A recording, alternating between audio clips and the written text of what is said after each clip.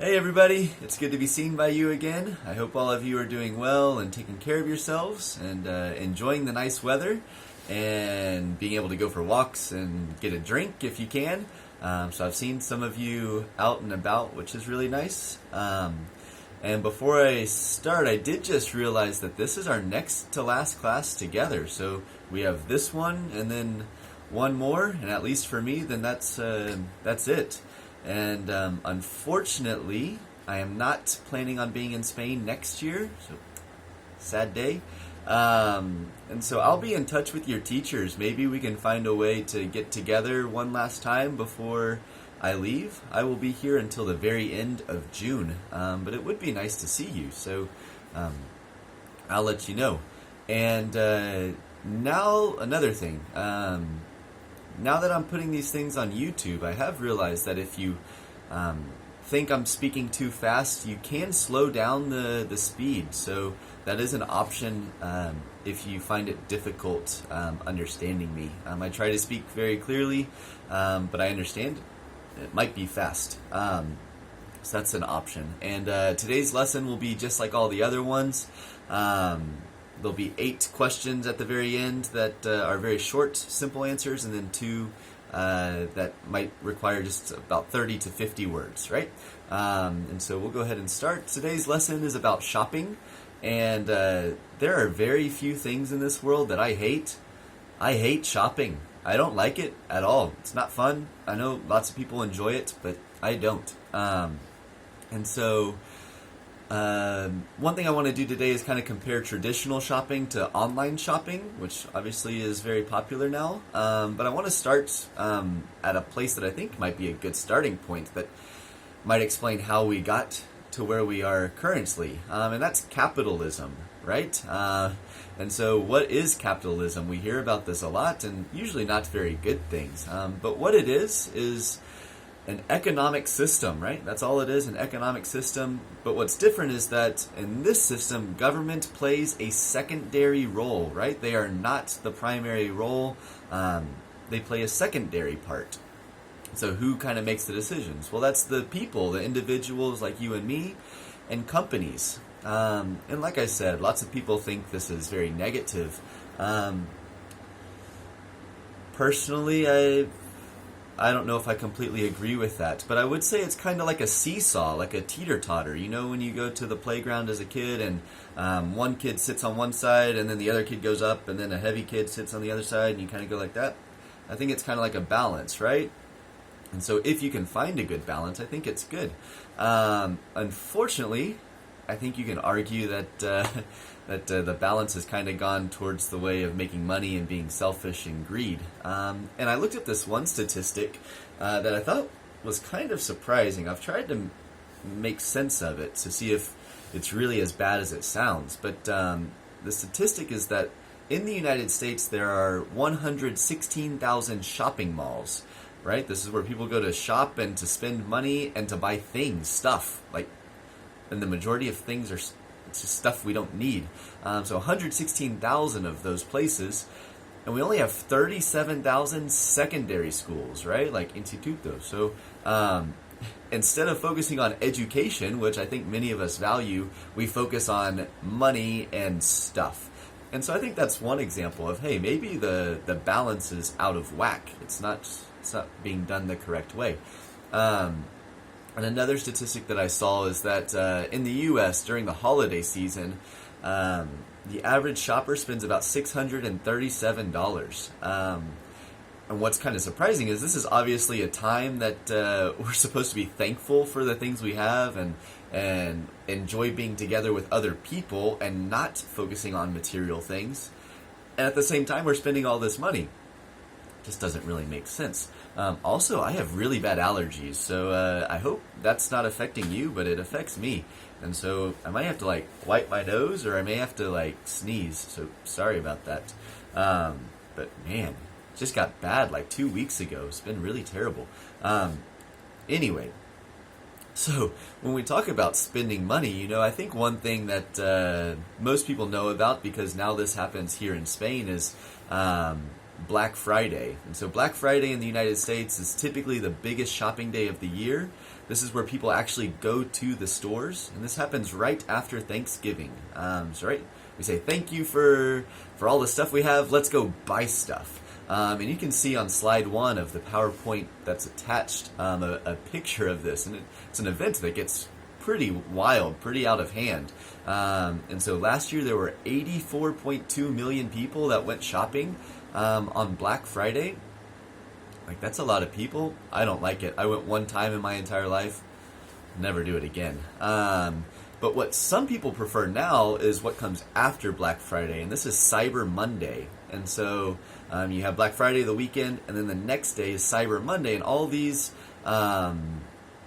purchases are made online. And so last year there were $9.4 billion spent just on Cyber Monday. And so you kind of ask yourself, well, why do people buy so much during this time, during Black Friday and Cyber Monday? And that's because there are lots of good deals, right? And a deal is where a product is offered at a discount, or maybe there's a good price or good value. And so people are attracted to these deals and want to take advantage of these deals. And so they go shopping. And I can understand that, but it gets pretty crazy. And so now that we're kind of talking a little bit about online shopping, in the United States, there are 300 million people that purchase things online. That's wild, because that's 91% of the population. Like, 91%, including babies and old people. But I guess that's what happens when people have phones in their hand, and you can shop really easily. 91% of the population. If you look worldwide, it's at 1.92 billion with a B. People shop online, and on slide 2 of the PowerPoint you can see a list of countries and the average amount of money spent by shoppers based on those countries. So USA leading number 1, Spain's also on there, and on slide number 3 you can kind of see how online shopping is divided between men and women, the percent of men and women that shop online, and the things that they purchase. To me, looking at the numbers, there's not a huge difference. Except maybe when you get into like computer and technology stuff, where men do the majority of that purchasing. And all of this online shopping is kind of known as e-commerce. So commerce is basically just trade, right? It's the market of trade, and the E stands for electronic, so it's done online on the internet. And so a good definition for e-commerce is the buying and selling of goods and services using the internet. Right? This is what we do. We buy and we sell things all the time online. And the biggest shopping day online that you'll find in the world is known as Singles Day. And so this is kind of new. It's really popular in China with their kind of version of Amazon. They have something called Alibaba. And I think I'll remember this for the rest of my life, but I was talking about this in one of my classes this year, back in November, and I asked the students, I think it was a bachiller class, and I said, okay, when is Singles Day? And the response, this my favorite one-liner ever, was every day Singles Day. And so I can relate to that. I think that's really funny. But Singles Day actually falls on November 11th, right? November 11th is Singles Day because you have 11/11, lots of ones together, right? Singles together. So November 11th is Singles Day. It's the biggest 24-hour shopping event in the world. Last year, $38.4 billion were spent just in this one day, which is wild. And so now when you get back to kind of comparing online shopping to traditional shopping, the rise of the internet, right, now that we use it a lot, has really hurt brick and mortar stores. A brick and mortar store is a physical store, right? That's what we call them, brick and mortar. And it hurts them because instead of going there, people now just sit on their sofa and they buy things there. They don't actually go to the mall. And what has resulted is lots of bankruptcies. And a bankruptcy is when a company can't pay their debts, and so they aren't making any money. And so they file for bankruptcy, and then they go out of business. This is happening right now in the U.S. And so it's really unfortunate, but obviously it's because people are buying things online. But there are some advantages, right? So maybe buying online evens the playing field for all people that want to sell things. So maybe you're an individual and you make things in your house. You can sell those online and compete with places like Corte Inglés or other places that people shop. I don't like to shop. And so it helps people find customers and then make those sales. And so that's really good.